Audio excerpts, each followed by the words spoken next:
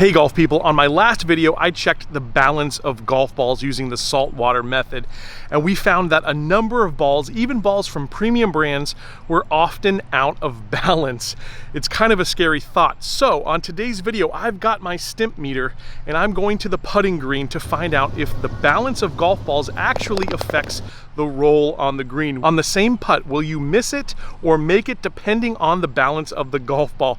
We're gonna find out. I'm gonna do my best. I'm not a scientist, but I'm gonna do my best with the tools that I have to help us find out if golf ball balance makes a difference. Let's do it, guys. The way that I know this was the imbalanced ball is I had marked these. You see that little cross through the two there. I marked these when I was testing them to make sure that we're using the ones that we know to be imbalanced. And on each of these balls, you'll see a dot here, and this will make sense as we do the test. I will first put the dot up top, letting this roll across the axis of where I found the imbalance point.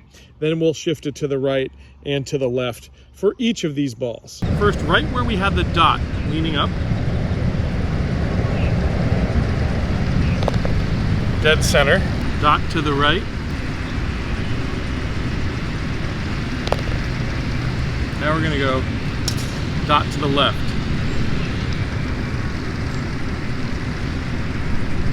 Wow. Wow. Well guys, I don't know if you saw that, but that definitely went off to the right there. I'm gonna try that one again and just see if it was a fluke. Whoa. Honestly, I did not think it was going to be that pronounced, but it is. When I put the ball straight, where the dot was, where the dot had come, dead straight putt. When I put the dot over to the left, it still went pretty straight, but when I put that dot over to the right, it really took that break and bent right on us. That is really surprising to me. I'm gonna try it one more time and put the dot back on the left just to see.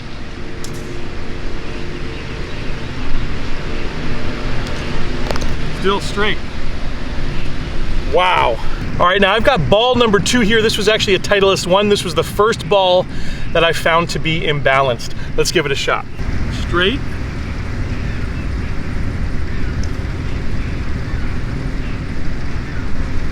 In. Dot to the left.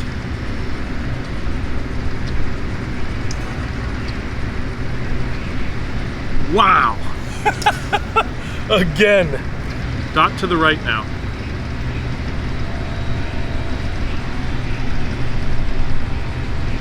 And that wasn't even close. That's crazy. Guys, that is absolutely crazy. I thought we might see a little bit of a difference, but we're only on a 6-foot putt here, guys. And this is making a world of difference. 2 balls down now. Let's go to the third ball here. This is going to be dot right on top. Right on top.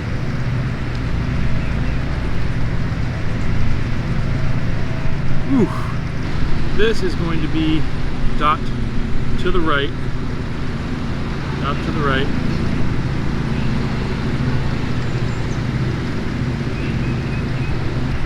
This is going to be dot to the left.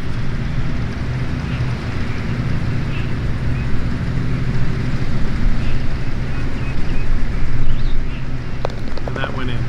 Wow. Now guys, I'm just turning my setup around here. We're going to more of an uphill putt. That was a downhill putt. Just want to test and see if it makes any difference. Dot on top. Dead straight. Dot to the left.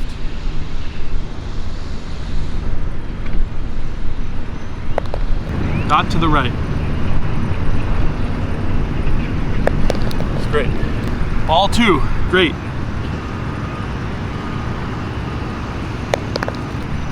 Left.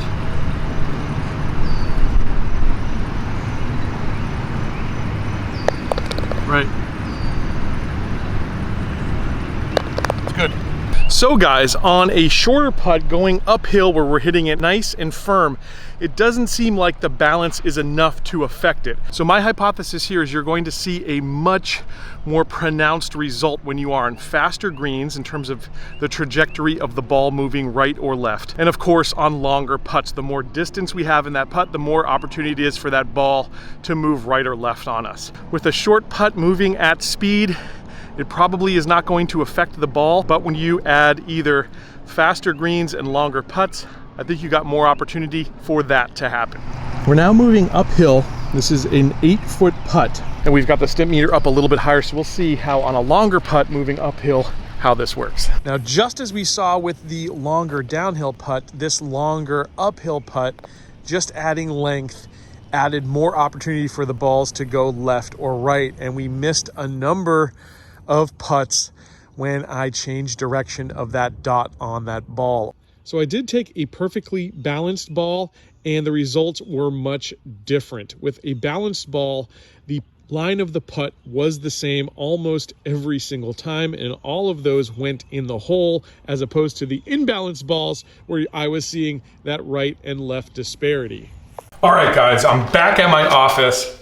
What I'm gonna do here is use these PVC pipe cutters. This is the best and easiest way I've found to cut open a golf ball. We're actually gonna cut open the balls that were imbalanced here and see if there's anything that we can notice about these balls. Here's a bad one right here.